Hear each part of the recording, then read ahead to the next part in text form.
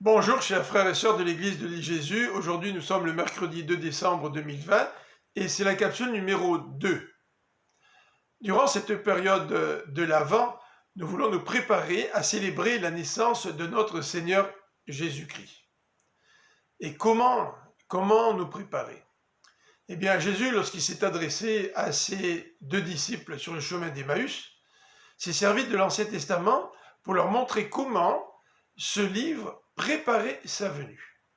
Donc je vous ai suggéré hier de choisir quelques textes bibliques tirés de l'Ancien Testament pour nous aider à nous préparer pour célébrer la naissance de notre Seigneur et Sauveur Jésus-Christ.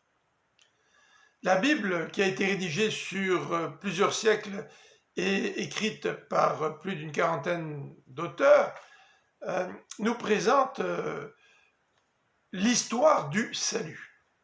Et cette histoire du salut se caractérise par 4 termes. Le premier terme, c'est la création. Dieu a tout créé. Le deuxième terme, c'est celui de la chute.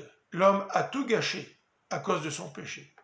Le troisième terme, c'est l'intervention de Dieu qui veut ramener l'être humain à lui. C'est ce qu'on appelle la rédemption. C'est le plan de Dieu qui consiste à racheter l'homme de ses fautes et de ses péchés pour le ramener à lui.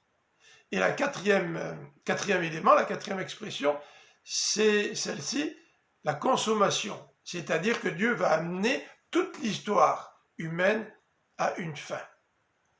Le premier texte qui nous parle du plan de Dieu, sans donner beaucoup de détails, se trouve dans Genèse au chapitre 3, verset 15. « Je susciterai de l'hostilité entre toi et la femme, entre ta descendance et sa descendance. Celle-ci t'écrasera la tête et toi, tu lui mordras le talon. » Ces paroles sont tirées du passage qui décrit la chute de l'être humain et la condamnation de Dieu. Dieu condamne Adam et Ève, mais il condamne et juge aussi le serpent. Et il dit au serpent, voilà, je mettrai l'inimité ou l'hostilité entre toi et la femme, et la descendance de la femme va t'écraser la tête, mais il y aura un prix à cette victoire, puisque le serpent va mordre le talon de cette personne qui va venir et qui va écraser la tête du serpent.